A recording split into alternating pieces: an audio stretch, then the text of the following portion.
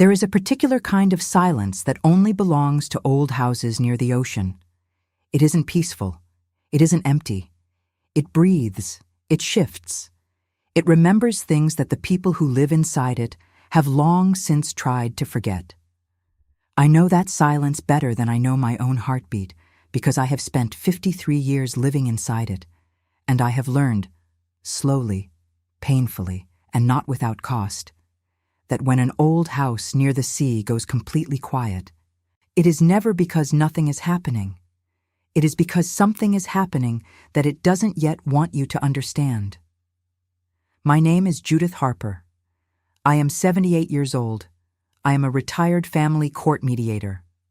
I spent 31 years of my professional life sitting in rooms where people said things they could never take back, where families unraveled one careful sentence at a time, and where the truth, more often than not, arrived not with a thunderclap, but with a whisper so soft that half the room almost missed it.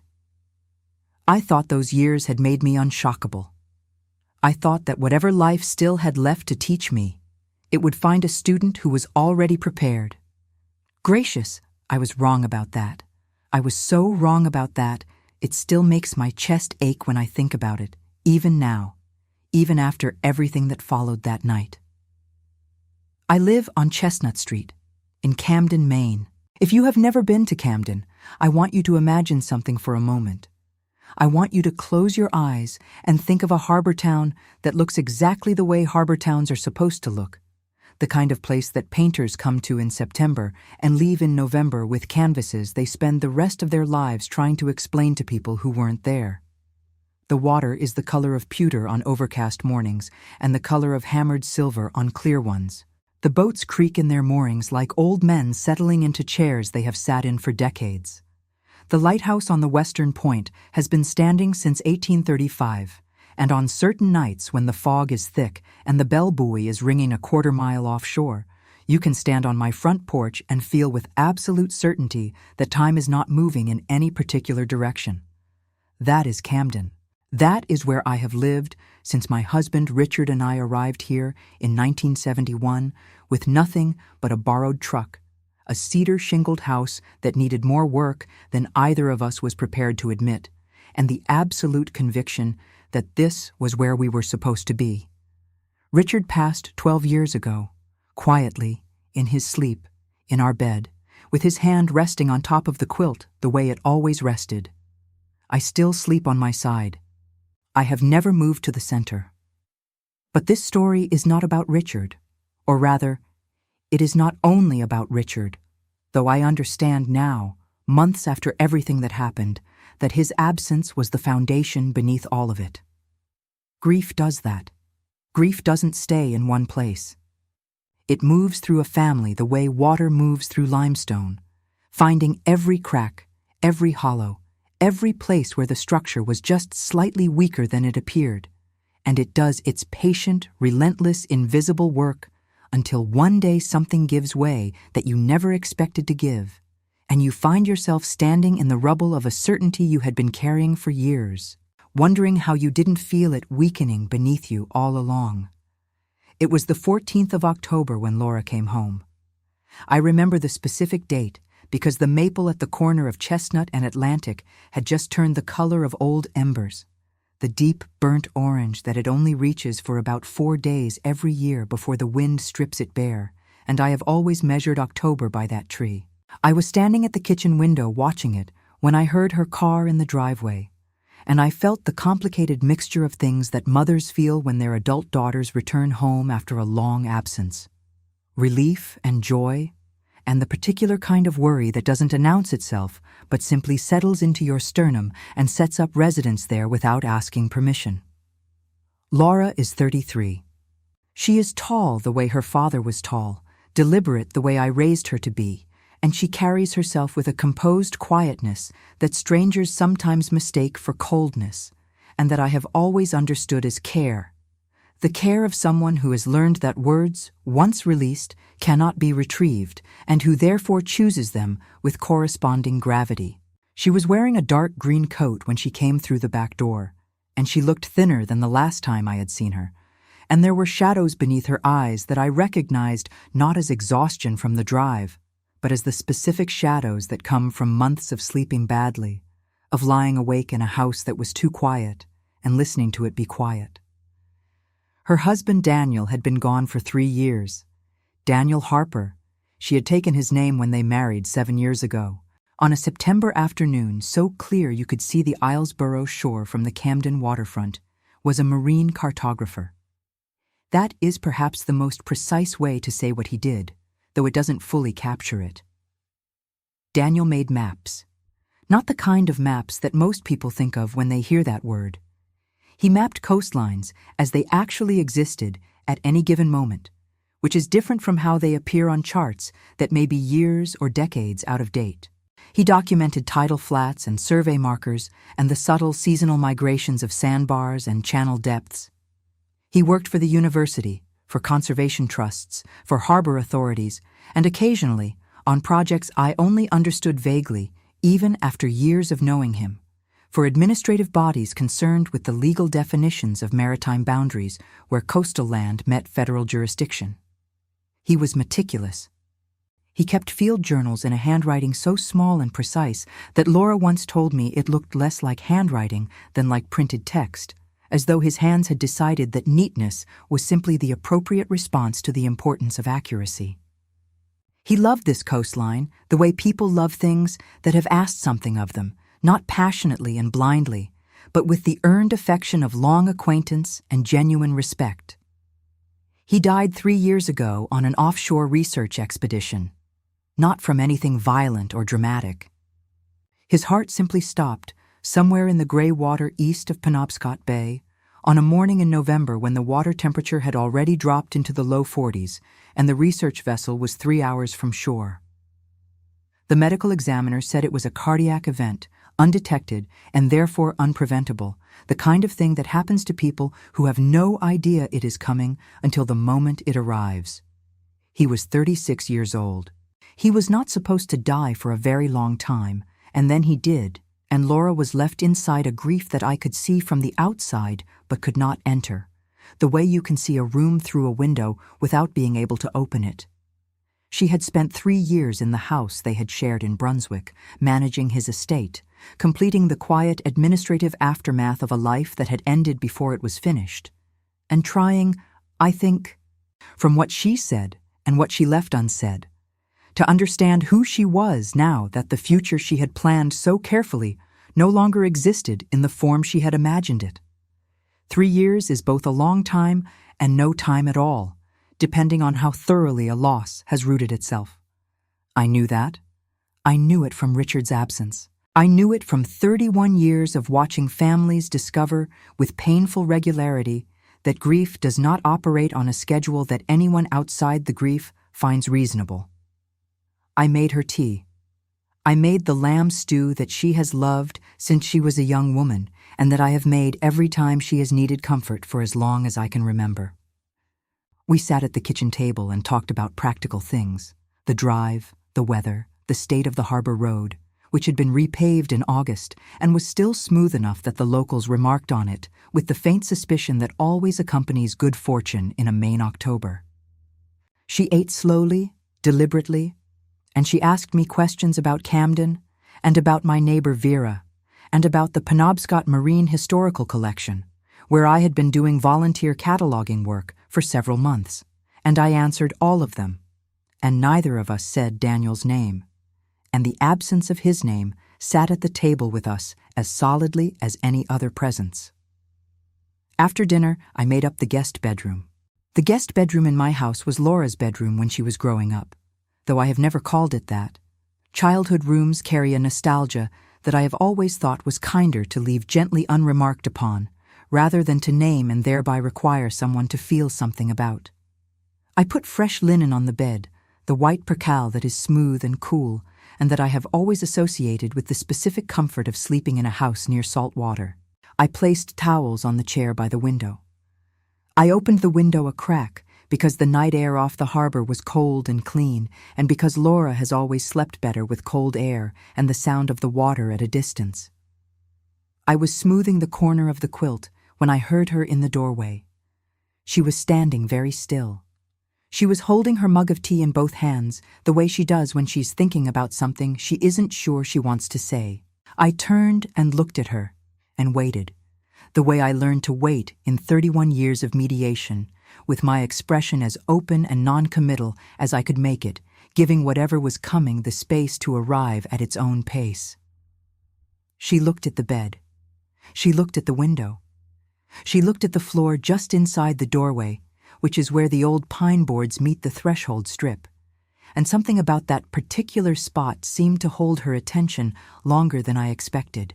Then she looked at me. "Mom," she said, and her voice was very quiet. "Tonight, before you go to sleep, will you please lock your bedroom door?" I understood immediately that she was not joking. There was nothing light in her tone. There was nothing apologetic or self-deprecating in the way she said it. The way someone might say something they know sounds irrational and are already embarrassed by before the words are fully out. She said it the way someone states a fact that they have been living with long enough that it no longer feels strange to them, even though they understand it may sound strange to whoever they are finally telling it to. I kept my voice even. I said, "Laura, why?" She moved her thumb once around the edge of her mug. She looked at the floor again. She took a breath in through her nose, the way she has done since she was very young, when she is ordering her thoughts into a form she considers adequate to the thing she needs to communicate. "Because," she said, "every night since I got back to Brunswick after it happened, someone leaves something outside my bedroom door. Something that gets placed there sometime between 2 and 4 in the morning. I know the time because I've been awake for most of it." She paused. "And the things they leave, the way they're arranged, the way they're folded, the specific things they are. Mom, it's exactly the way Daniel used to do it." I stayed very still. "What kind of things?" I asked. "Documents," she said. "Survey notes, photocopies of old charts, pages from logbooks, things that look like research materials, things that look like they came from his files." She finally looked up at me. "Things that I don't recognize, but that are in his handwriting or in the handwriting of someone who knew how he organized his work." I said very carefully, "Laura, Daniel has been gone for 3 years." She nodded. "I know that, Mom. And you've been in the Brunswick house alone." "Mostly alone," she said, "which is why I'm here. Have you told anyone else?" "No." She said it without hesitation. I didn't know what to say. I still don't know what to say. I just know that it's been happening for 4 months, and I know that whoever is doing it knows things that only Daniel ever wrote down. I remember very clearly how the room felt in the moment after she said that. The window was open, and I could hear the harbor, the faint ring of a buoy far out, and the slow creak of one of the dock lines from the mooring field at the bottom of the hill. And the bedroom smelled of percale and the particular cedar smell of the walls, which are original to the house and which I have never painted over because Richard loved that smell. And none of those ordinary things, the sounds, the smells, the familiar dimensions of that room that I have stood in thousands of times, none of them helped me in that moment because the room had become something other than ordinary and I didn't yet know what it had become instead. I kissed my daughter's forehead. I told her to sleep. I told her I would lock my bedroom door. What I did not tell her was that I had absolutely no intention of sleeping. I went to my room at 9:30, and I sat in the chair by the window that looks out toward the harbor, and I thought, with the kind of careful, deliberate thinking that 31 years of professional mediation had made second nature to me, about what my daughter had said, and what it might mean, and what it certainly did not mean. I went through the logical possibilities the way I had always gone through the testimony of parties in contested proceedings. Methodically, without emotional investment in any particular outcome, alert to the places where the facts did not quite account for themselves. The possibilities were not numerous. Either someone had physical access to Daniel's research materials, which meant those materials had not been fully accounted for in the settling of his estate, or someone was constructing documents that resembled his research materials with sufficient accuracy to be convincing, or there was an explanation I hadn't reached yet, some administrative or archival explanation that had nothing to do with intrusion or deception, some legitimate continuation of unfinished work that no one had thought to properly introduce or explain. That third possibility was the one I returned to most often as the night deepened and the harbor sounds shifted with the changing of the tide, because in my professional experience, the explanation that most people least expect is almost always the one that requires the most context, and the most context is almost always the one that no one thought to provide at the right time. I thought about Daniel. I thought about the particular kind of person he had been, meticulous, private, quietly passionate about his work, deeply committed to accuracy and to the preservation of accurate records as a form of public responsibility. I thought about the field journals I had seen in his study in Brunswick, 30 or 40 of them in matching dark green covers, stacked in the precise, orderly rows of someone who considered the physical organization of knowledge to be as important as the knowledge itself. I thought about the project he had been working on in the final months before his death, the one he had described to me once over dinner in general terms, a coastal mapping project along the western Penobscot Bay shore that was connected in some way to a historical conservation survey, something that had to do with the original delineation of certain parcels of coastal land and the way modern development pressure had obscured or complicated the historical record. He had used the word sensitive to describe it. Not dramatic, not dangerous, sensitive.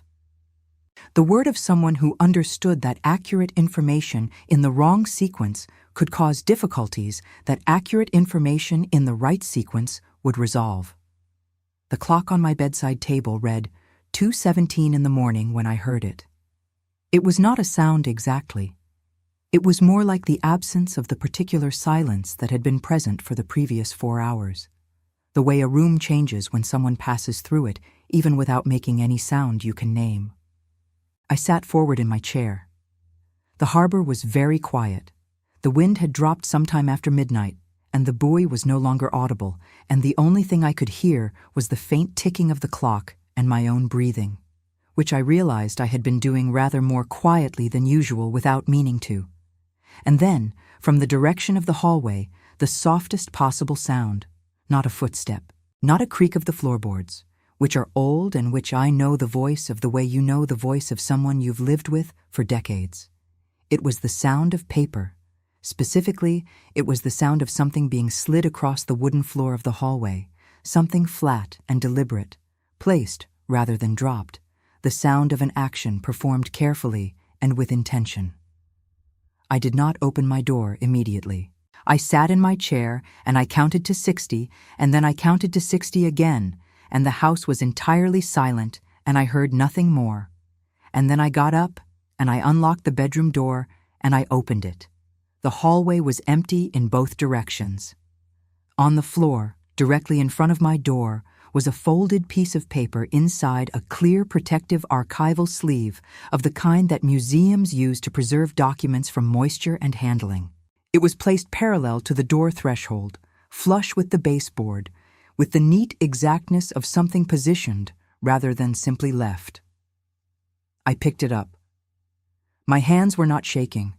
I have always been grateful for that particular quality of mine, the steadiness under pressure that my colleagues used to comment on, and that I was never entirely sure was a gift or a form of emotional compartmentalization that I had simply never been required to examine too closely.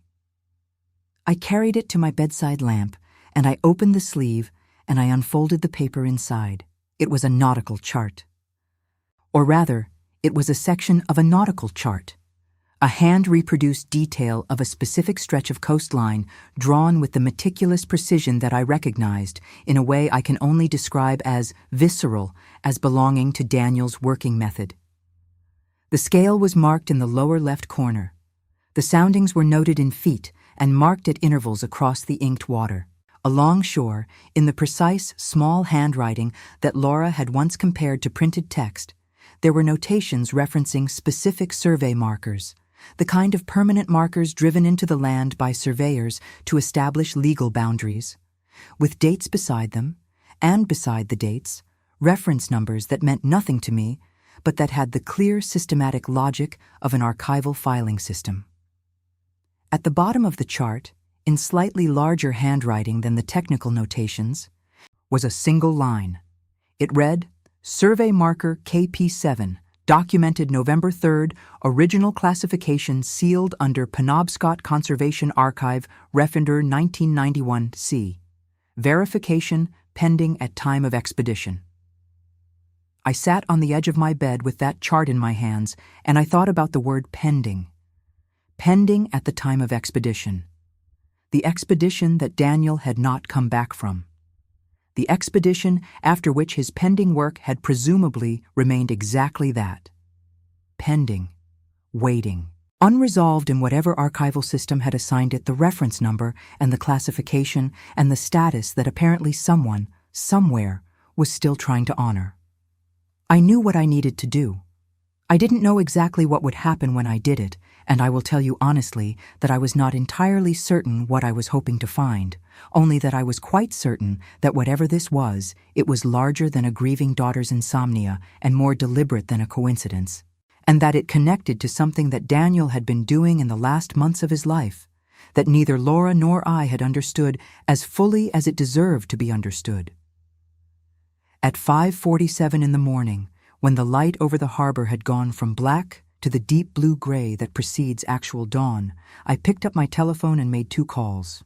The first was to the Camden Police Department, not because I believed any violence was involved, but because I am a woman who spent 3 decades in the administration of truth, and I understood that whatever archival chain of custody this document belonged to, it needed to be formally identified and formally protected before any more of it arrived or disappeared. The second call was to the reading room coordinator at the Penobscot Marine Historical Collection, where I had been volunteering for the past 4 months, because I had seen, somewhere in the index of their unprocessed donations, a reference to a sealed research collection donated by a marine survey organization following the death of one of its principal surveyors. I had not connected those words to Daniel until that moment. Standing at my kitchen window, watching the October dawn come in off the harbor in long gray sheets, I finally made the connection. And the connection changed the shape of everything I thought I understood about the 3 years since my son-in-law had died. The maple at the corner of Chestnut and Atlantic was perfectly still in the windless morning. The harbor was silver. Somewhere on the water, a single gull called once and was answered by silence. I put on the kettle. I was going to need a clear head for what was coming, and I had never in my life faced anything that required a clear head without first making myself a proper cup of tea. But before the water boiled, I heard Laura's footsteps in the hall. She appeared in the kitchen doorway still in her coat, as though she had not taken it off before going to bed, and she looked at the archival sleeve on the kitchen table, and then she looked at me, and neither of us said anything for a long moment.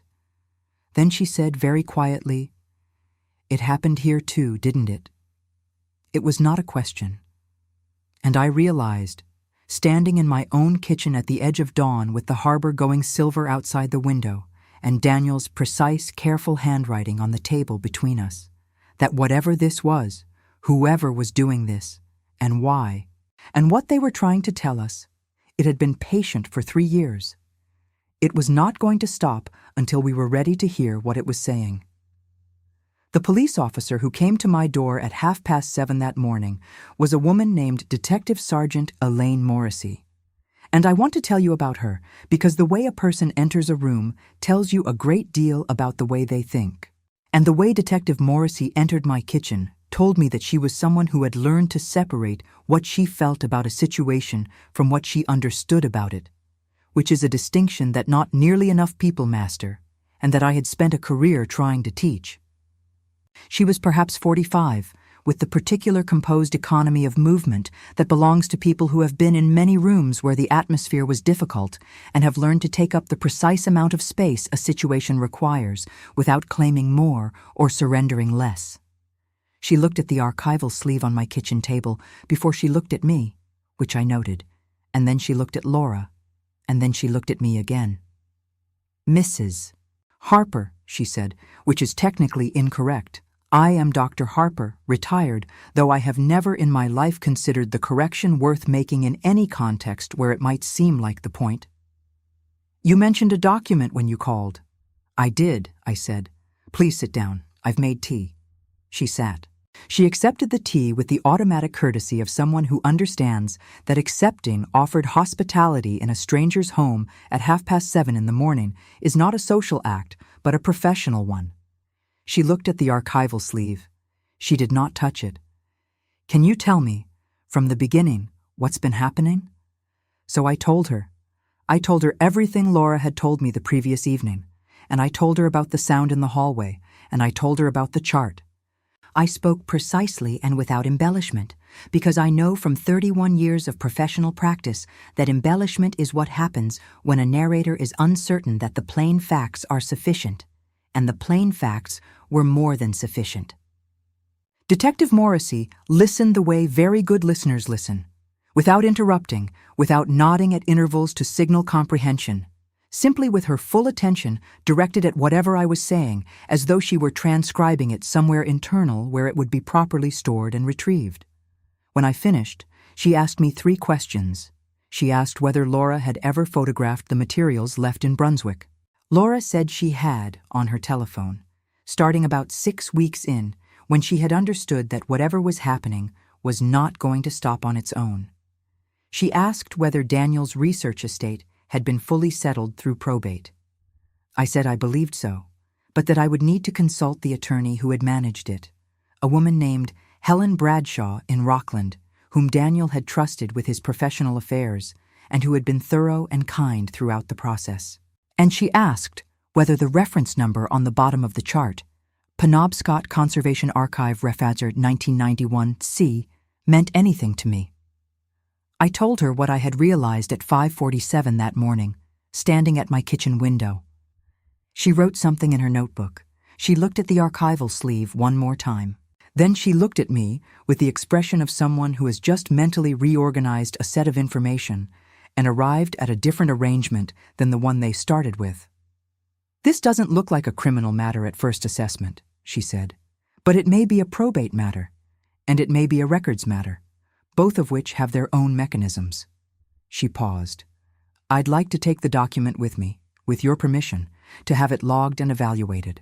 I'll also make a call to the county records office and to the Harbor Authority this morning to see whether anyone has flagged a breach of archival custody on this reference number.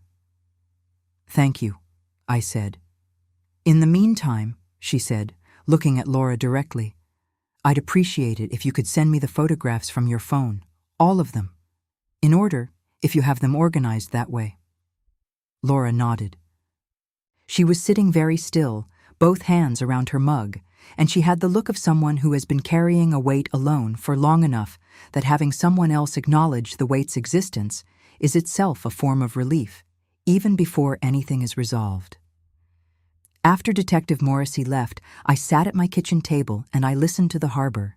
The morning had fully arrived by then, a clear, cold October morning with a sky the color of pale slate and the sound of boat engines beginning at the commercial dock 2 streets down, the methodical, productive sound of people who get up early and do necessary things. I thought about Daniel. I thought about the last time I had seen him, at Thanksgiving 2 years before his death, when he had arrived with Laura carrying a bottle of wine and a paper bag of late-season cider donuts from a farm stand on Route 1, and had spent most of the afternoon on my back porch looking at the harbor, with a kind of quiet absorption that I had attributed at the time to contentment, and that I understood now, or was beginning to understand, might have been something else. Preoccupation. The particular inward expression of someone who is turning something over in their mind that they are not yet ready to discuss.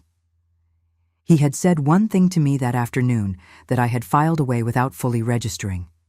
We were standing at the porch railing, and he was looking at the water, and he said, almost to himself, "There are places along this coast that are going to matter a great deal in about 20 years, Judith, when the questions about what belongs to whom are finally pressed hard enough. And most of the records that would answer those questions are either buried or incomplete or filed under names that nobody's looked up in 30 years. He had paused. Someone should make sure they're findable. I had said something agreeable and non-committal, the way you do when someone says something you don't quite follow and you don't want to reveal your confusion. I had thought he was speaking generally. I had thought it was the philosophical observation of someone who worked with historical records and had developed strong feelings about archival stewardship. I had not thought he was telling me something specific. I thought he was now. I excused myself to Laura, who was sitting at the kitchen table reading something on her phone with the focused expression of someone going through a catalog of photographs they had taken under difficult circumstances. And I drove to the Penobscot Marine Historical Collection. The collection is housed in a building on Bayview Street, a converted sea captain's house from the 1860s that has been added onto twice, and that smells inside of the particular combination of old paper and preservation chemicals and salt air that is specific to maritime archives in this part of the world, and that I have come to associate over the past 4 months with the satisfying quiet of useful work. I had been volunteering there on Tuesday and Thursday mornings, cataloging a donation of Harbor Authority logbooks from the early 20th century, and the reading room coordinator, a composed and scholarly woman named Margaret Alcott, had become someone I respected and liked in the way you respect and like people who take their work seriously without requiring anyone to remark upon it. She was at her desk when I arrived, and she looked up at me with the slightly surprised expression of someone who had not expected me before noon on a Wednesday. "Judith," she said, "you look like you've been up all night." "I have," I said. "Margaret, I need to ask you about something in the unprocessed donations. Something I saw in the index about 2 months ago and didn't pursue because it wasn't connected to what I was working on." She set down her pen. "Go ahead." "I saw a reference to a sealed research collection, a donation from a marine survey organization following the death of one of their surveyors. I think it was logged sometime in the past 2 or 3 years. Margaret was quiet for a moment. Then she said, "The Penobscot Coastal Survey bequest." "Yes," I said, though I hadn't known the name until she said it. "Yes. What can you tell me about it?" She looked at me carefully. "What's your connection to it?" I told her. I kept it brief. I told her that Daniel had been my son-in-law, that materials connected to his research had been arriving at my daughter's home without explanation for 4 months, and that the chart delivered to my home the previous night bore a reference number that appeared to correspond to the collection's archive. Margaret listened with the same contained attention that Detective Morrissey had demonstrated, and I thought, not for the first time, that the ability to listen without reacting is one of the most undervalued professional skills in existence. "The collection came to us 18 months ago," she said finally. "It was delivered by a retired surveyor named—" She paused and looked at something on her desk that I couldn't read from where I was standing. "Named Franklin Oakes. He represented the bequest as the material legacy of a deceased colleague whose estate had authorized the transfer of professional research materials to a qualified archival institution.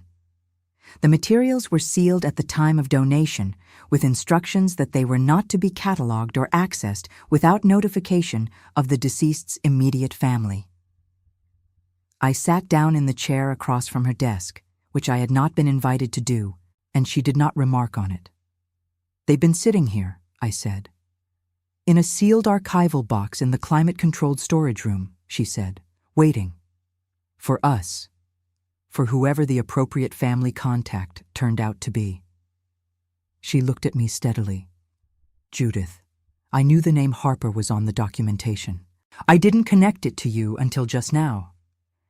I have mediated a great many difficult conversations in my life, and I have learned that there are moments when the right response to a significant revelation is no response at all, when silence serves the moment better than any word could, when you simply let what you've just heard settle into the room and take up the space it deserves. I sat in Margaret's office and let that information settle. 18 months. The collection had been sitting 18 months in a climate-controlled room, a 10-minute drive from my house. The chart that had arrived under my door was not an isolated document. It was a message. A message delivered by someone named Franklin Oakes, who had known Daniel and who had, for reasons I didn't yet understand, decided that the official transfer of the materials was not sufficient, that he needed to also reach the family directly, that the family needed to know the materials existed before they received the formal notification that apparently had never arrived. "Why were we never contacted?" I asked. Margaret's expression was careful. "The documentation I have suggests the intention was to notify the estate attorney of record. But the contact information on file was a professional address that was apparently closed after the estate was settled. Helen Bradshaw in Rockland. Helen had retired the previous year and closed her practice. The notification had gone to a closed office." "So no one in our family ever knew," I said. "Until now," said Margaret. "Until whatever Franklin Oakes decided to do about it. I want to tell you something about this moment because I think it matters. I think it matters that in that moment, sitting in an archival office on Bayview Street on a cold October morning with the harbor light coming through the windows at a low, flat angle, I did not feel afraid. I had been afraid, or something close to afraid, at 2:17 in the morning when I heard the sound in my hallway. I had been unsettled, carefully and professionally unsettled, through the conversation with Detective Morrissey.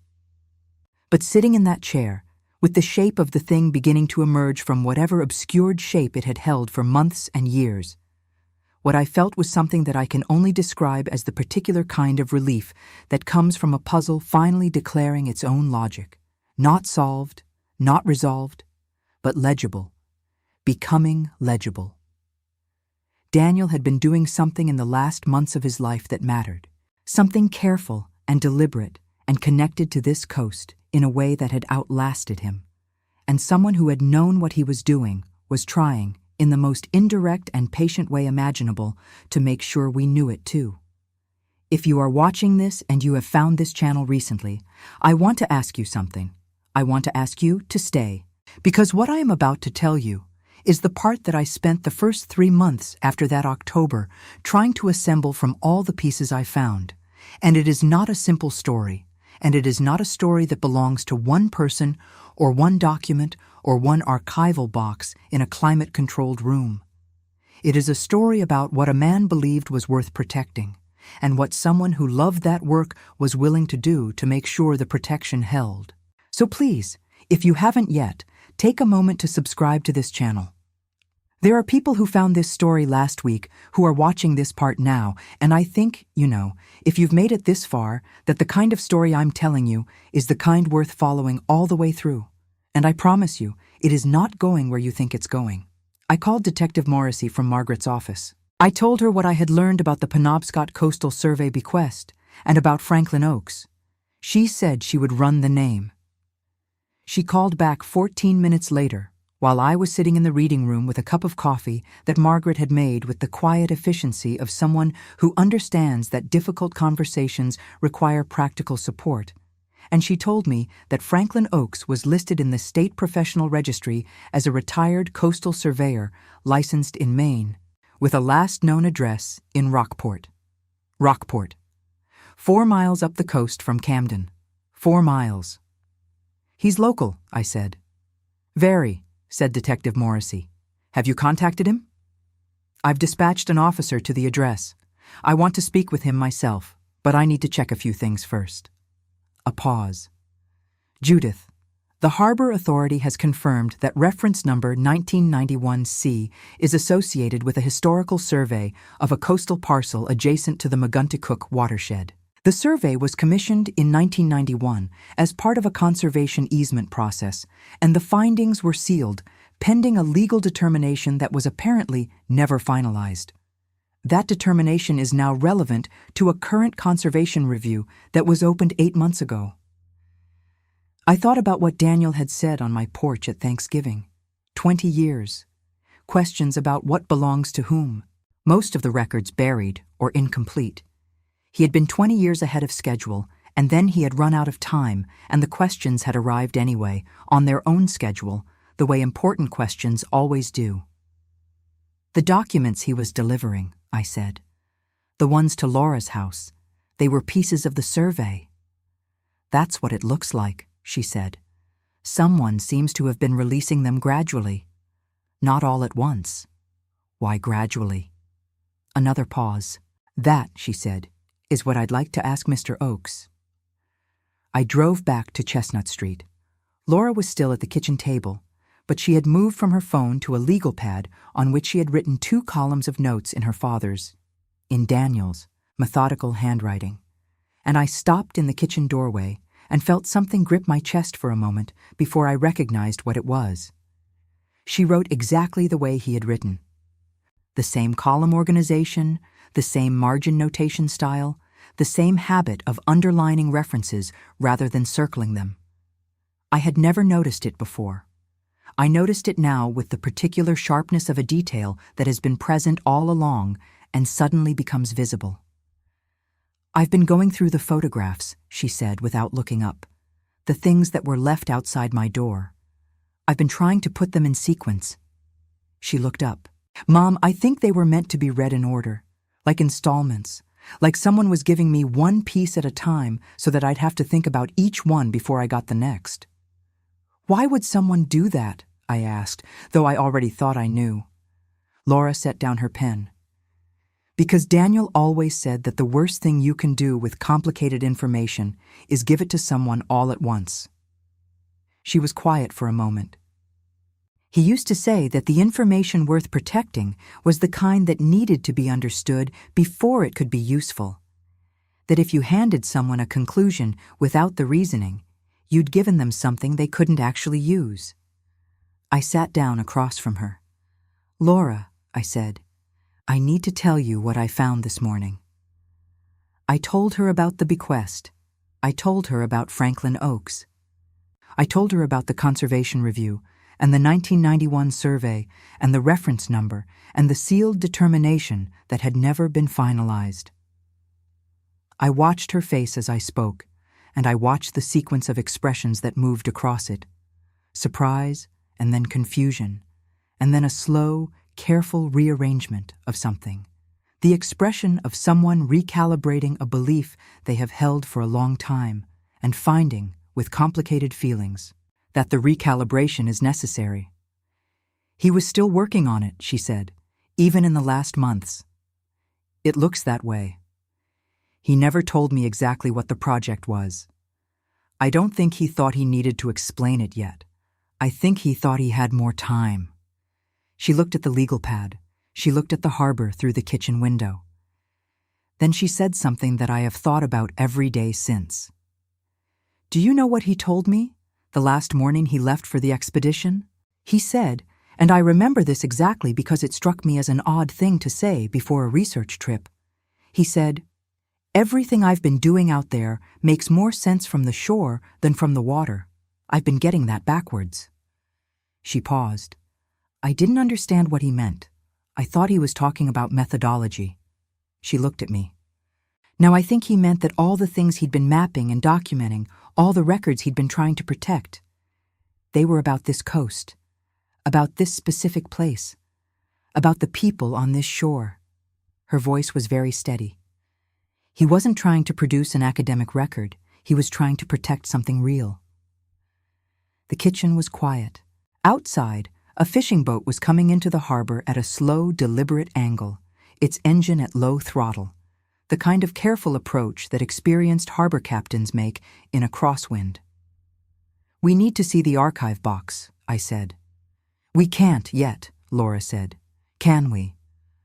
No, I said. Not until Detective Morrissey has spoken with Franklin Oakes. Not until we understand exactly what the chain of custody is and what the proper process is for accessing materials that belong to Daniel's estate.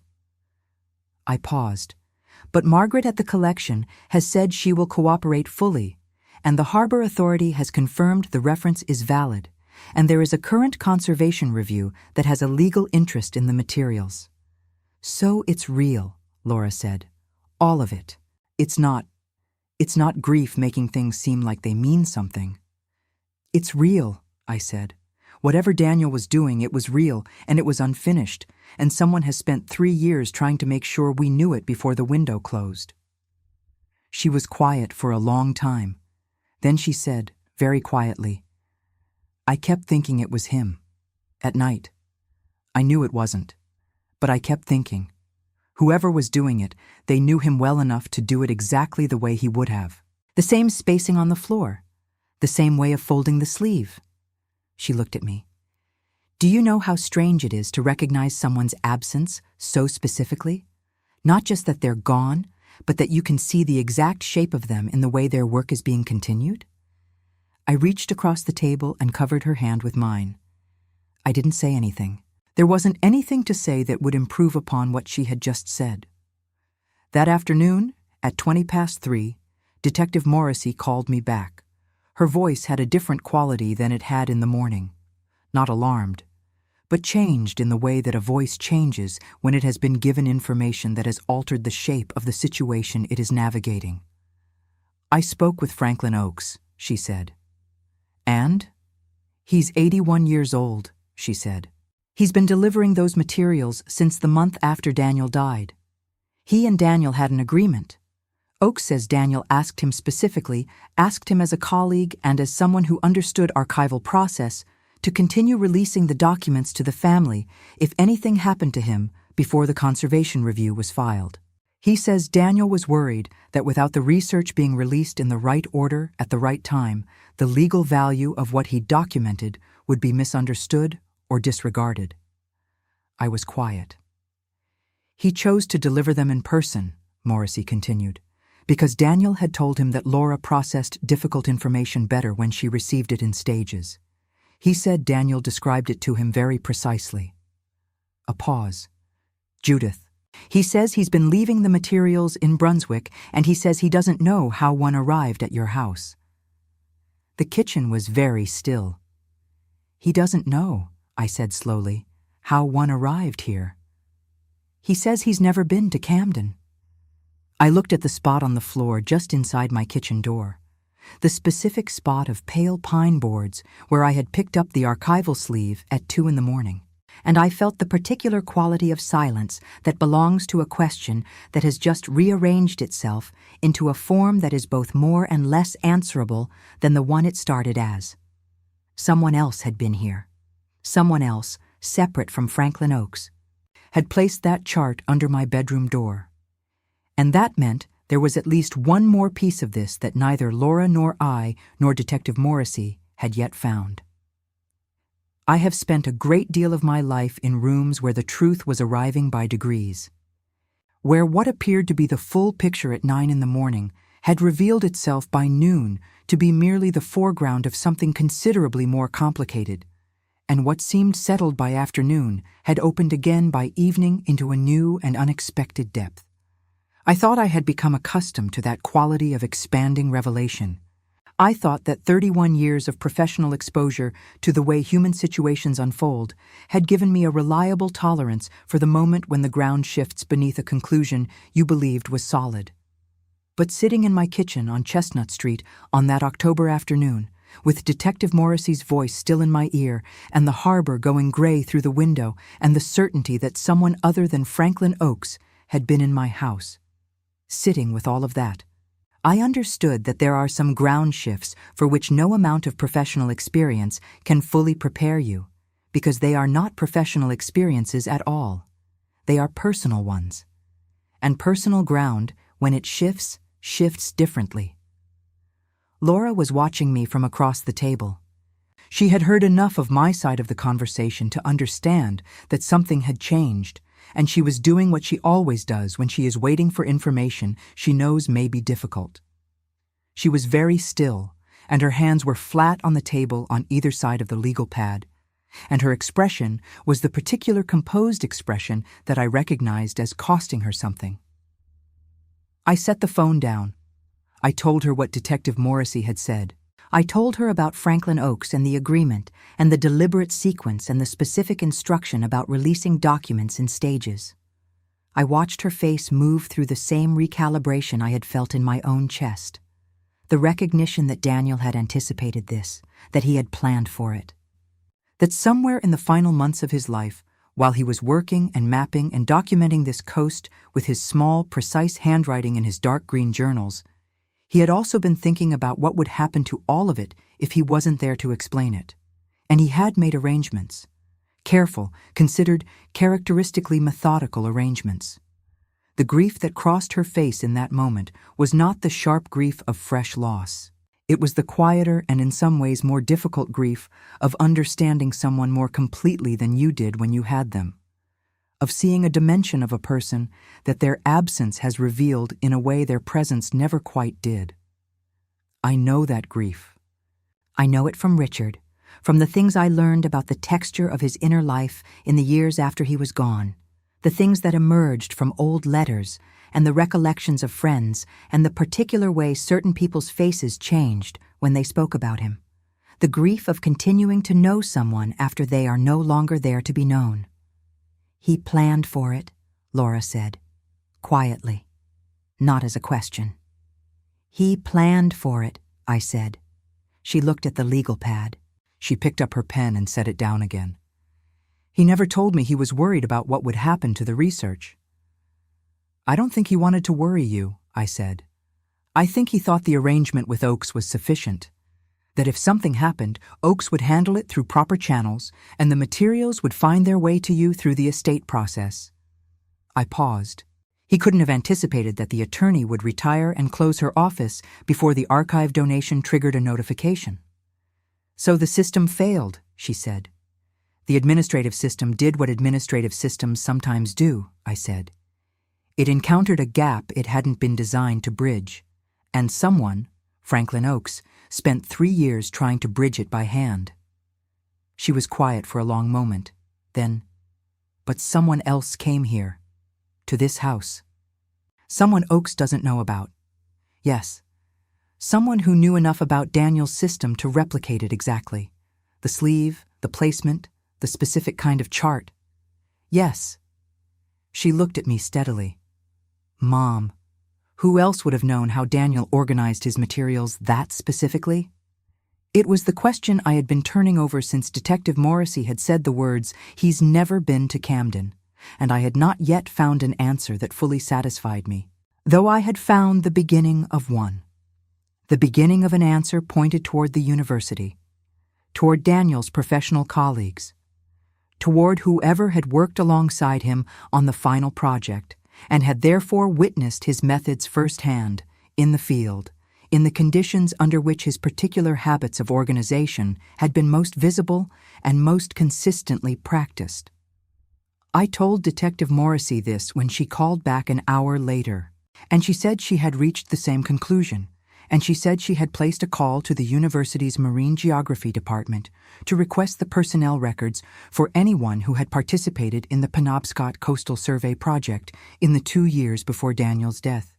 In the meantime, she said, she strongly recommended that we contact Helen Bradshaw, even in retirement, to discuss the archival notification gap and to establish formally that the bequest materials at the Penobscot Marine Historical Collection were properly part of Daniel's estate and subject to Laura's authority as the named beneficiary.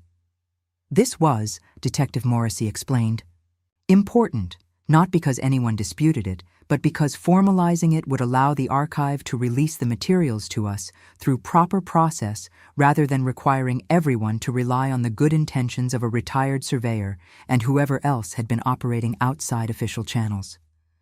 I called Helen Bradshaw that evening. I had her personal number from the years of estate management, and I hesitated for only a moment before using it, because I am not someone who intrudes on people's retirement for trivial reasons, and I have never been entirely certain where the line falls between a legitimate professional matter and an imposition. But this was not trivial. Helen picked up on the third ring, and she said my name with the warmth of someone genuinely pleased to hear from me, and then she heard the tone beneath the pleasantry, and she shifted, smoothly and without transition, into the attentive professional mode that I recognized and appreciated. I explained the situation. She listened, without interrupting. When I finished, she was quiet for a moment, and then she said something that clarified one of the remaining gaps in my understanding. "Judith," she said, "I sent 3 notifications to the Penobscot Marine Historical Collection after the estate was settled. The first was sent to the address Franklin Oaks had provided at the time of the bequest donation. The second was sent 8 months later when I hadn't received a confirmation. The third was sent about a year after that. A pause. All three came back as undeliverable. The contact address was a post office box that had apparently been closed.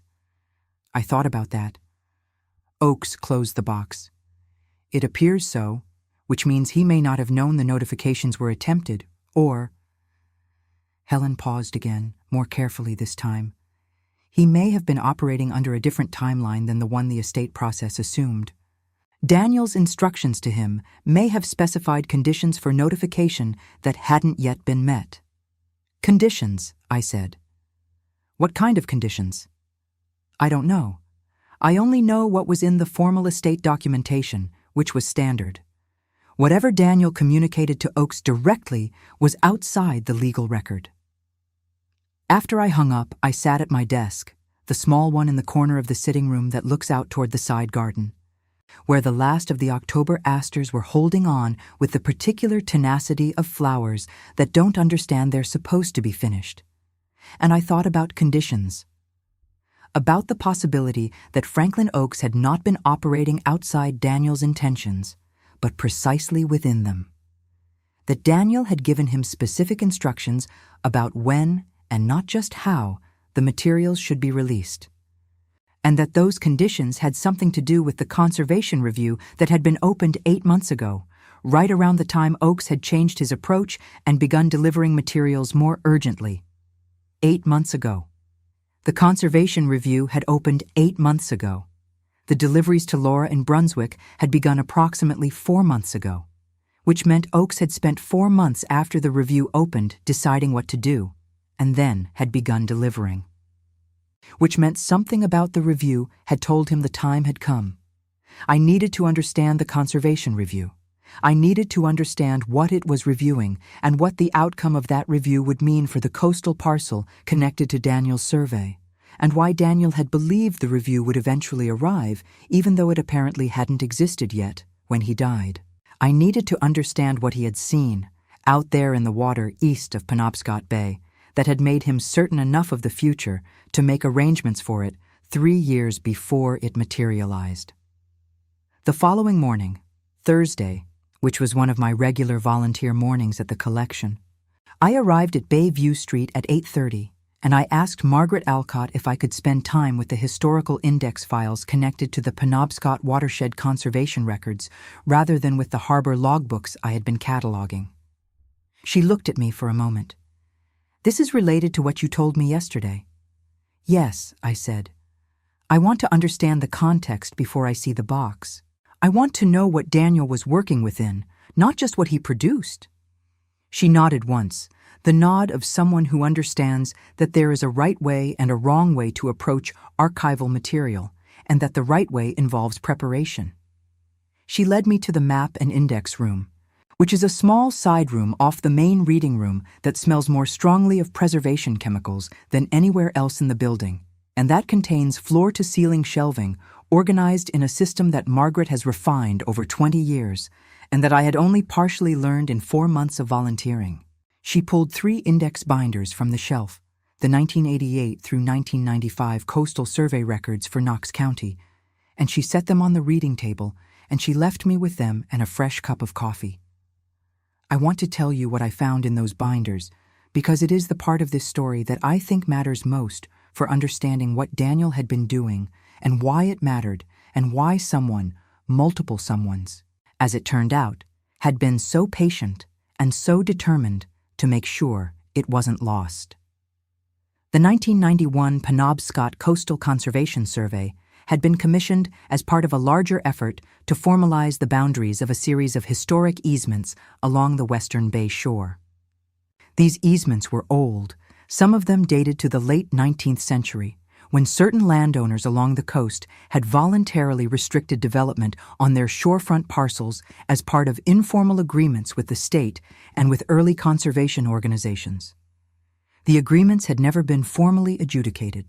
They existed in the historical record as a series of deeds, letters of intent, survey notations, and handshake understandings that had been treated as binding by everyone involved at the time. And then, as generations passed and properties changed hands and the legal landscape of conservation law evolved, had become increasingly uncertain as formal legal instruments. By 1991, several of the parcels in question had been purchased by new owners who had no knowledge of the historic easements and who had made or were planning to make development decisions that the original easement terms would have prohibited.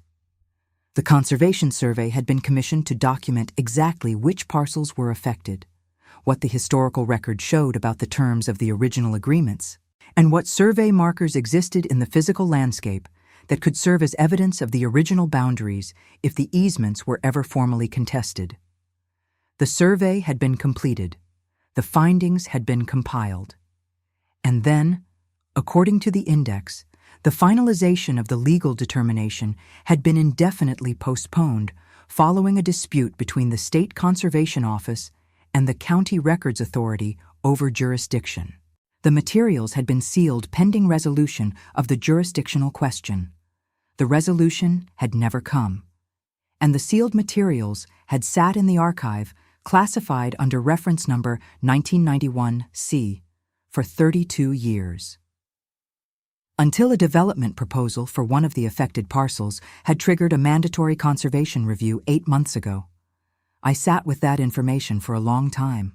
I sat with the particular quality of clarity that comes when you finally have enough context to understand why a complicated thing happened the way it did.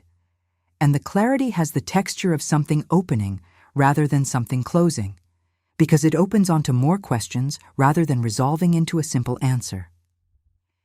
Daniel had known about the 1991 survey. He had known it was sealed, and he had known why it was sealed, and he had known, because he understood this coast and its legal history better than almost anyone, that the seal would eventually be broken not by the resolution of the jurisdictional dispute, but by the arrival of a development proposal significant enough to force the issue. He had known the review would come. He hadn't known when. And so he had spent the final months of his life supplementing the 1991 survey with updated field documentation, verifying that the survey markers referenced in the historical record still existed and could still be located, and creating a body of contemporary work that would allow someone to understand the 1991 findings in the context of what the coastline actually looked like now. He had been building a bridge between a sealed historical document and a future conversation that he knew was coming but that he wouldn't live to participate in. I closed the index binder. I looked at the harbor through the reading room window, which shows a slice of Camden Harbor between two buildings, the kind of narrow-framed view that makes the water look like a painting of itself. I thought about what it must have been like to do that work, knowing that its value was entirely contingent on a future that you might not be there to see. To document something with that quality of trust in the importance of accuracy, even without knowing whether the accuracy would ever be needed. There is a word for that quality. Several words, perhaps. Integrity is one. Foresight is another. But the one that stayed with me as I sat in that map room with the October light coming off the harbor at its low, flat angle was simpler than either of those. The word was love. He had done it because he loved this coast, because he loved what it represented and what it contained and what it meant to the people who had lived on it for generations and who would live on it for generations more, and because love, when it is serious, does not wait for guaranteed outcomes. I need to stop here for just a moment, because I know that some of you have been following this since the very beginning, and some of you are finding it for the first time right now, and wherever you are in that spectrum. What I want to say is this: if this story is reaching something in you, if what I'm describing about Daniel and his work and his patient, careful love for something larger than himself is making you feel the way it makes me feel when I think about it, then please share it with someone. Not because this channel needs the numbers, though if you haven't subscribed yet, I would be grateful if you did, but because the things that move us are meant to be shared, and I have found, in 78 years of living, that the most reliable way to honor something that has affected you deeply is to pass it along to someone who might need it. I drove back to Chestnut Street at midday, and I found Laura on the back porch with her coat buttoned to the collar, sitting in the old Adirondack chair that Richard had painted white every spring for 30 years, and that I had painted white every spring for 12 years since, and that was currently the specific shade of weathered white that means it needs painting again, and that I had been putting off because painting it alone still feels like admitting something I am not entirely ready to admit. She had her phone in her hand, but she wasn't looking at it. She was looking at the harbor. "I've been thinking about the graduate students," she said when I sat down in the other chair. "What graduate students?" "Daniel's. He supervised 3 graduate students in the year before he died. I've been trying to remember who they were." She looked at her phone. "I found one of them on the university website. Her name is Serena Walsh. She's on faculty now, junior, in the marine geography department. She was his most senior student. She was with him on 2 of the final field surveys." I looked at her. "You think one of them came here?" "I think someone who worked alongside him closely enough to know how he organized his materials came here," she said. "And I think that someone knew about the archive box, and about Oaks, and about the conservation review. And I think something about the timing of the review made them decide that 4 months of gradual delivery to Brunswick wasn't moving fast enough." "Why wouldn't they have simply contacted us directly?" I asked. "Called us, written us a letter?" Laura was quiet for a moment. "I've been thinking about that," she said. "And I think it's because Daniel's way of releasing the materials, the way he described it to Oaks, was specific. It was intentional. You don't release complicated information all at once, he always said. You give someone the pieces in the right order so they build the understanding themselves." She looked at me. Whoever came here wasn't violating his method. They were trying to continue it. But they understood that we needed to find the archive box before the conservation review moved further along, so they accelerated things. Not by giving us more information than the method allowed, by making sure we were paying attention. By making sure we were paying attention.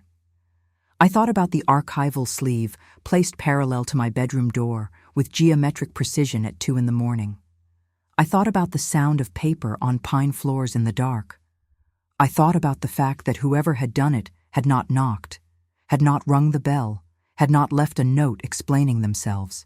They had left exactly 1 document, placed exactly as Daniel would have placed it, sufficient to make me connect the reference number to the collection's records and go to Margaret in the morning. They hadn't come to tell us what to do. They had come to point in the right direction. And then they had left. Detective Morrissey called at 2 p.m. She had received the personnel records from the university's marine geography department.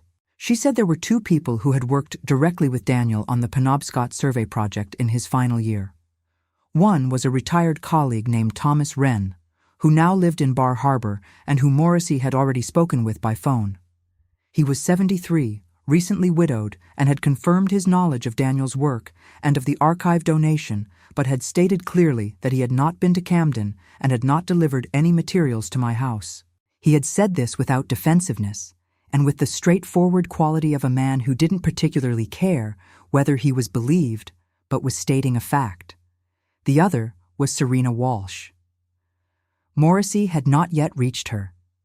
Her office at the university was not answering, and her cell phone was going to voicemail. "Where is she located?" I asked.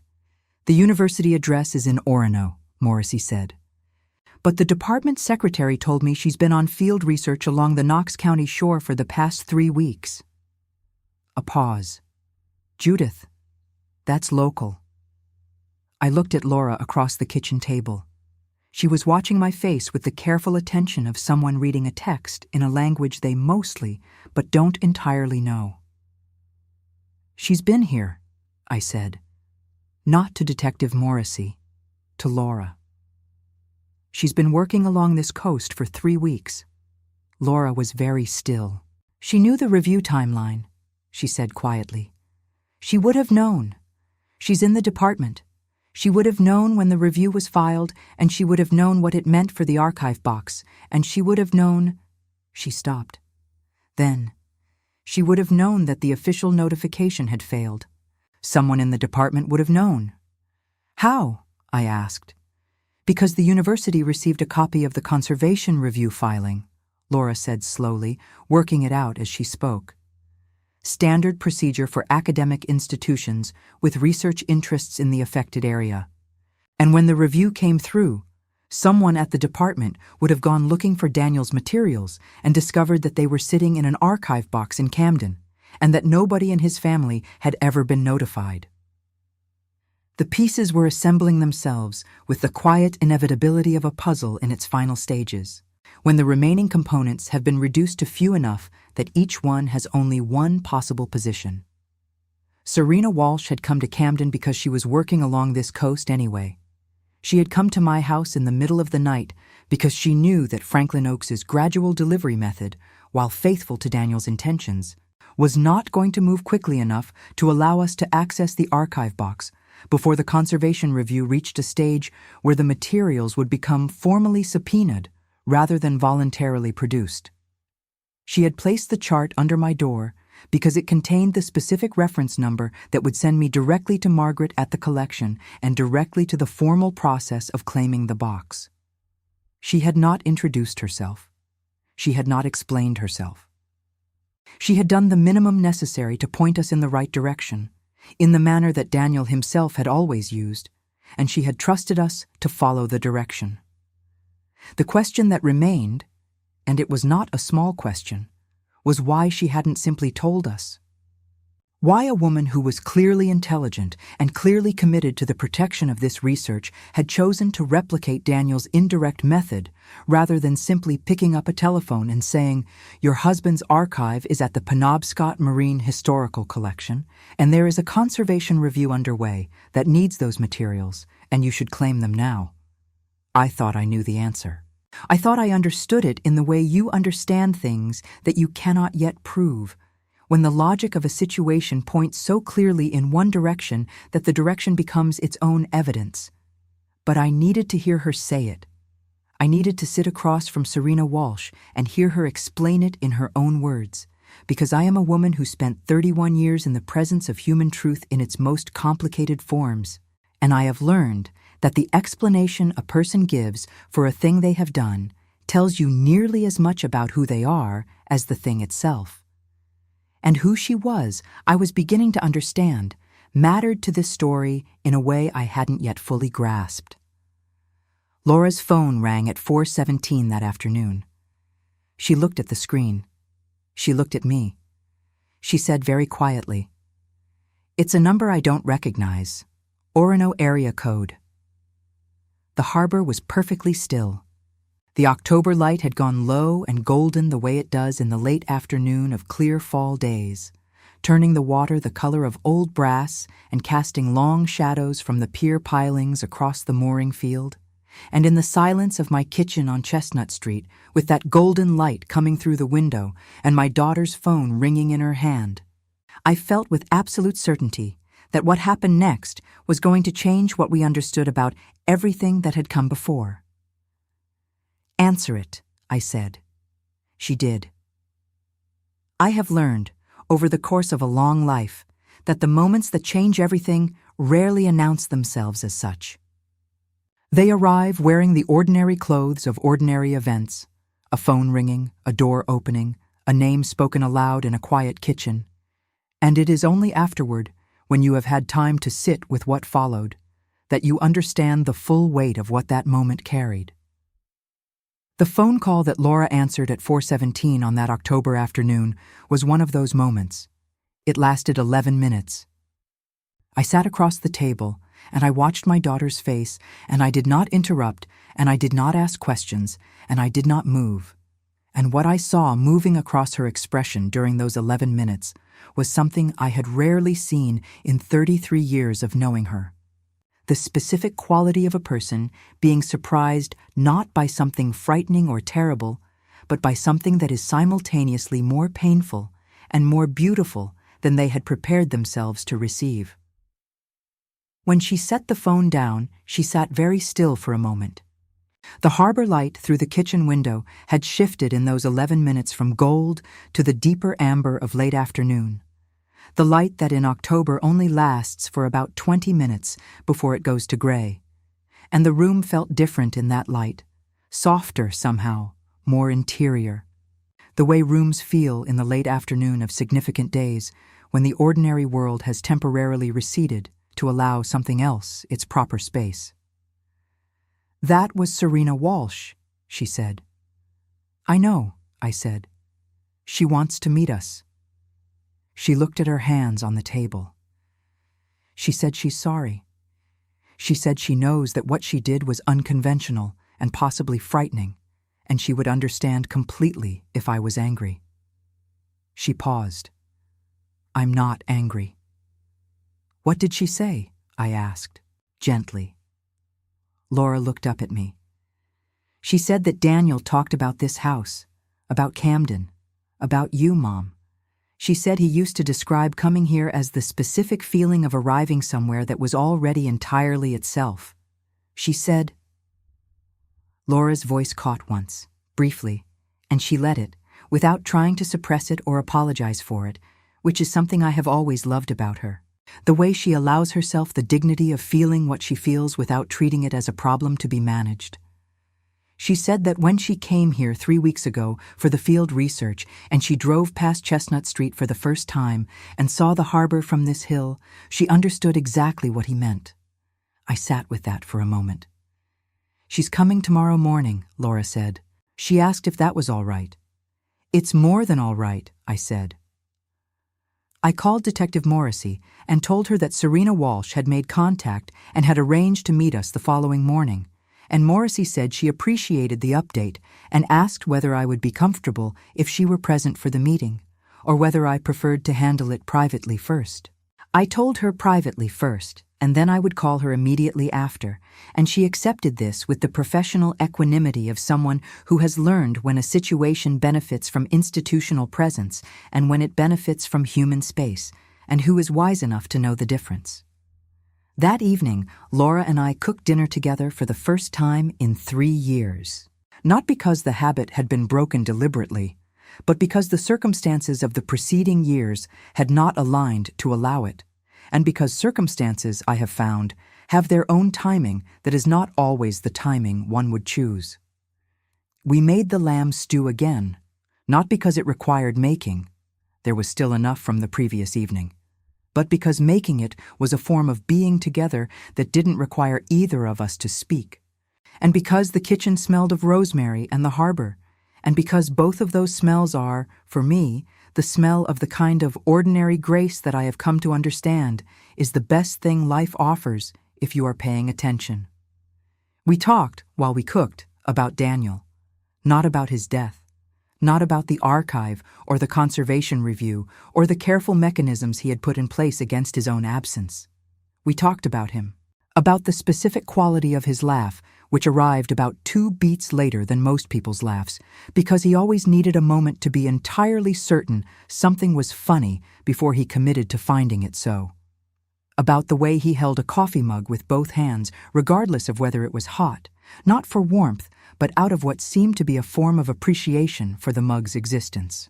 About the afternoon he had spent 3 hours on this very back porch, trying to identify a particular type of shorebird through binoculars because he had told someone authoritatively that he knew his shorebirds and had then been confronted with one he didn't recognize and had refused on principle to let the afternoon end without resolving the question. Laura laughed at that story. A real laugh, full and unguarded, the laugh I remembered from before. And then her eyes filled briefly, and she let that happen too, and we stood in the kitchen of the house on Chestnut Street and let both things be true at once, because they were both true, and because the truth, in my experience, does not become more manageable by being approached only partially.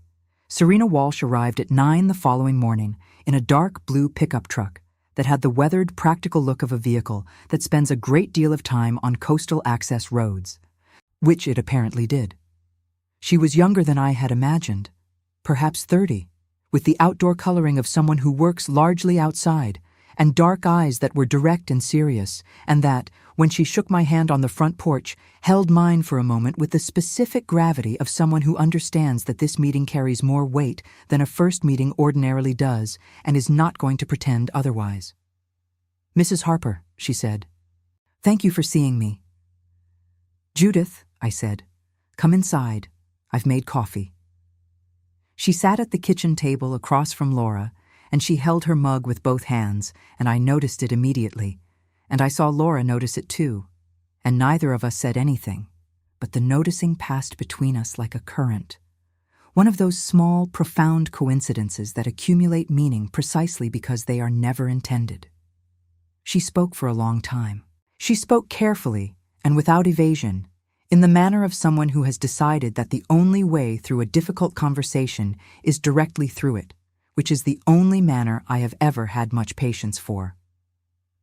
I'm going to tell you what she said, as completely and as faithfully as I can, because every part of it mattered, and because the full shape of what Daniel had been doing deserved to be told whole, rather than in summary. She had been Daniel's graduate student for 2 years, working on the Penobscot survey project with him in the field through the final 18 months of his life. She had been present for most of the major field work, the verification of the survey markers, the documentation of the coastal features, the painstaking cross-referencing of the 1991 historical survey against the contemporary landscape. She had understood the project in technical terms from the beginning, but she said it had taken her longer to understand what Daniel understood about its human significance. He knew who lived on those parcels, she said, the current owners, the people who had been there for generations, and the people who had arrived more recently, and the conservation organizations that had been trying for decades to formalize what the historical record showed. He knew all of them, not professionally, personally. He spent time understanding who stood to be affected by the legal determination and in what way, and he cared about that. He cared about it the way— She paused, looking for the right words. The way someone cares about something when they understand that accuracy has human consequences. That getting the record right or wrong isn't an abstract question. It's something that happens to specific people in specific places. Laura was listening with her whole body. I have always thought of that as a particular quality of hers, this whole body attention, the way she gives a speaker the entirety of her presence rather than a portion of it. In the last months, Serena continued, he became very focused on making sure the research would be usable even if something happened before it was formally submitted. He talked about it with me directly. He said he wasn't worried about the data. The data was solid and the methodology was sound, and it would hold up to any professional scrutiny. He was worried about the interpretive context, about whether someone reading his field journals without knowing him would understand why he had documented what he documented in the order he documented it, whether the logic would be visible to someone who hadn't been in the field with him. She set down her mug. So, he wrote a guide, not a formal document, a personal one, a set of notes written in the front of the final field journal that explained the sequence of the research and the reasoning behind each documentation decision and the specific way the contemporary survey connected to the 1991 historical record. Written in the way he wrote everything, small, precise, thorough. Written for someone who had never met him and who would need to understand not just what he found, but why it mattered. She looked at Laura. He wrote it for you. The kitchen was entirely quiet. Outside, the harbor made its ordinary sounds, the sounds it makes regardless of what is happening on the shore, the creak of lines, the lap of water, the distant cry of a gull arcing over the mooring field in the October morning. None of those sounds were aware of what was happening in my kitchen. They were simply happening, the way the world simply happens, simultaneously entirely indifferent to and entirely interwoven with whatever we are experiencing inside it. Laura said very softly, "It's in the archive box." "It's the first thing in the archive box," Serena said. "The field journal with the guide in the front. He put it there specifically so it would be the first thing you received, if you ever received it. He told me that the journal was addressed, that there was a name on the inside cover." Laura looked at her. "Your name," Serena said. I reached under the table and found Laura's hand, and I held it, and she held mine back, and neither of us spoke. Serena explained the rest then, the parts I had already partially understood and the parts I hadn't. She had been in Orono when the Conservation Review filing came through the department, and she had immediately understood what it meant for the timeline. She had called Franklin Oakes, whom she knew through the professional network that connected people who worked in this specific intersection of maritime survey and conservation history. And she had learned from him that the deliveries to Brunswick were ongoing, but that he had no contact information for me in Camden and had not considered extending the delivery to a second location.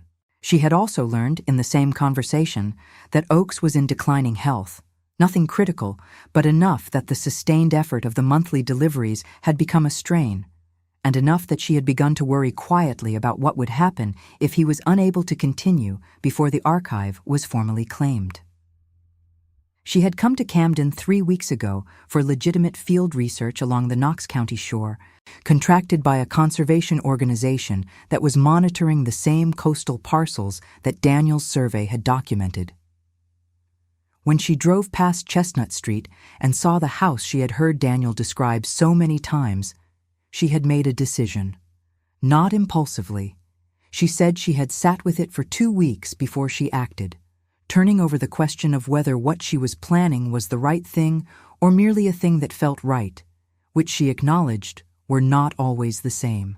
In the end, she had concluded that the Conservation Review was moving toward a stage where the archive materials would be formally subpoenaed rather than voluntarily produced, and that the difference between those two things, in terms of how the materials would be received and how their significance would be understood, was not trivial. Subpoenaed documents arrive as evidence in a legal proceeding. Voluntarily produced documents, offered by a family who understood their significance, arrived as a gift. Daniel had not spent the last months of his life building a bridge between historical record and contemporary relevance so that his work could enter the conversation as contested evidence. He had done it so that it could enter as something given freely by people who understood what it meant. I wasn't trying to frighten anyone, she said. I was trying to be as close to how he would have done it as I could manage. He would never have knocked on the door and handed you a document and said, "Here, this is important, please take it." He would have left it somewhere you'd find it and trusted you to know what to do. Laura was quiet for a long moment. Then she said, "He did that with me, too. When he had something important to tell me, he would leave it where I'd find it. A note in a book he knew I was reading. Something said on the kitchen table that was meant to start a conversation he didn't know how to start directly." She paused. I used to tease him about it. Serena smiled. It was a small smile, the smile of a memory that belongs to grief rather than to happiness, the kind of smile that costs something.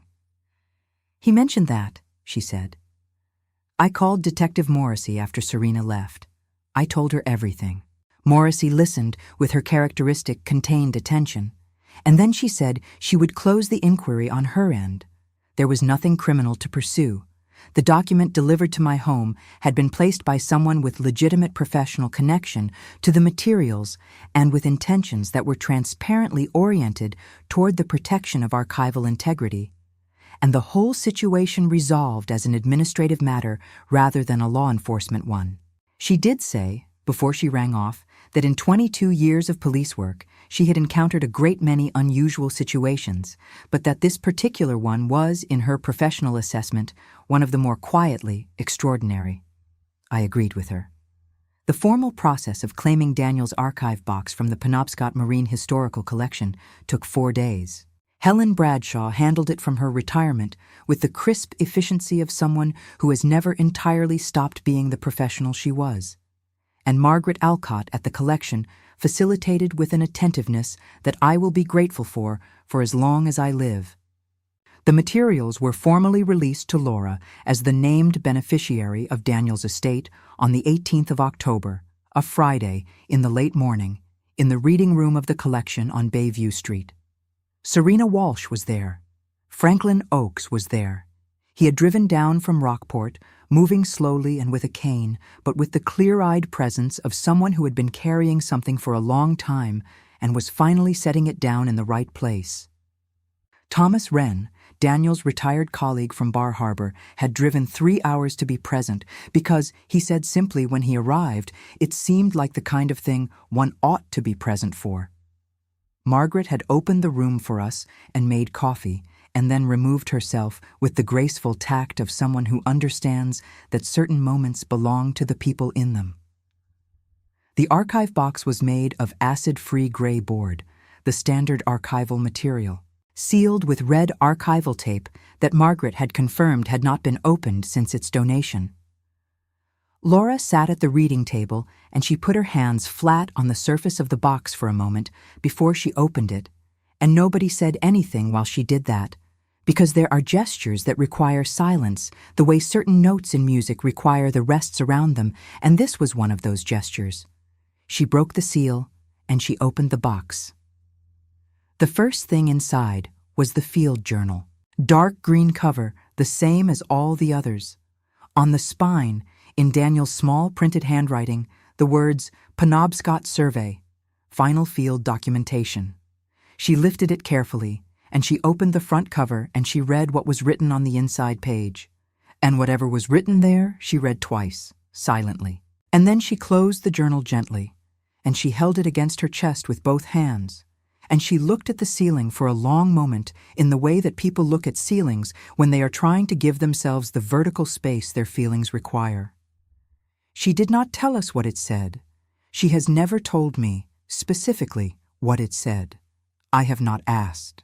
What I know is what she told me later that afternoon, sitting on the back porch in the October light with her coat on and the harbor going silver ahead of us, that it was exactly what Serena had described, a guide written for someone who hadn't been there, a set of notes that explained the sequence and the reasoning and the significance, and that it began with her name written in the center of the page in handwriting that was slightly larger than his usual hand, as though he had wanted to make sure she knew it was for her before she read a single other word. Below the field journals and the survey documentation and the handwritten research notes that had been delivered in pieces to Brunswick over 4 months, there was one final item in the archive box that none of us had known was there. A sealed envelope, white, addressed in Daniel's handwriting not to Laura, but to both of us. My name and Laura's name together. Judith and Laura Harper. The two of us together, as though he had known, or suspected, or hoped, that when this moment finally came, we would be together when it arrived. Laura opened it. She read it aloud, her voice entirely steady, because she is her father's daughter and her mother's daughter both, and steadiness under the weight of what matters most is something she came by from 2 directions. It was not a long letter.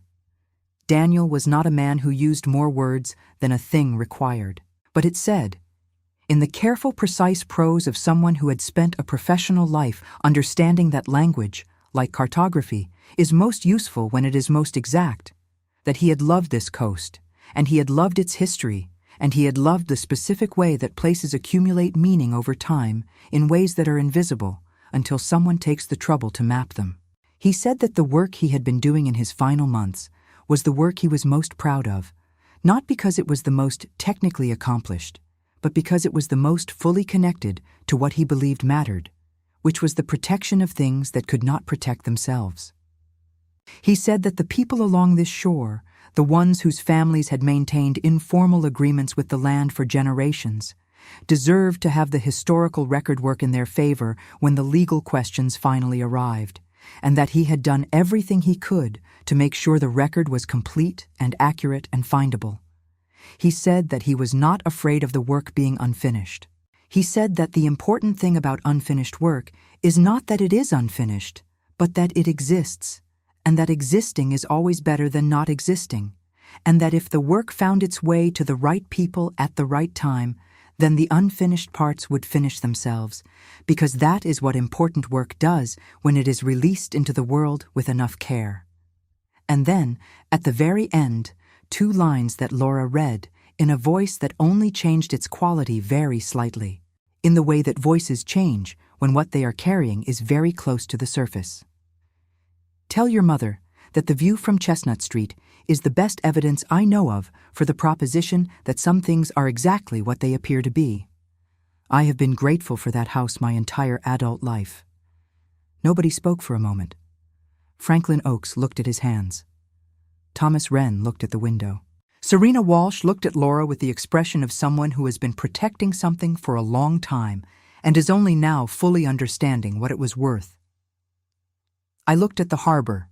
The conservation review concluded 3 months later, in January, in the measured administrative manner of legal processes that have finally received the documentation they require.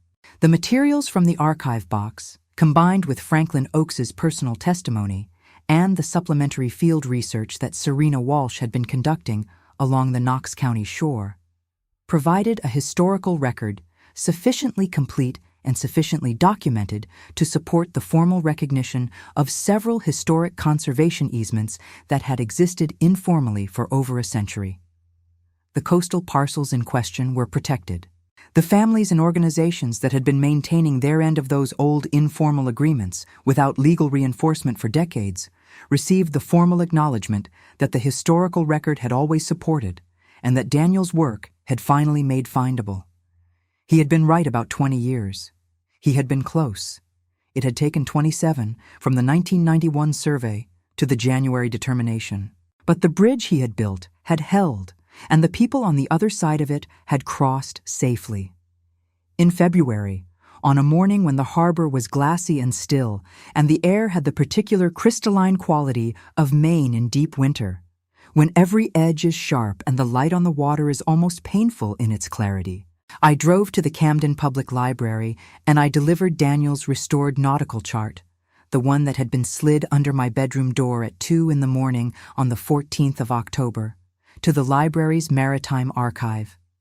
It had been formally documented and authenticated and was now part of the permanent historical collection, available to any researcher who needed to understand the coastline it depicted. The librarian who received it was a careful young woman named Patricia, and she handled the chart with cotton gloves and placed it in its new archival sleeve with the professional attentiveness of someone who understands that the physical preservation of a document is a form of respect for the intelligence that produced it. She said, "Thank you." I said, "You're welcome."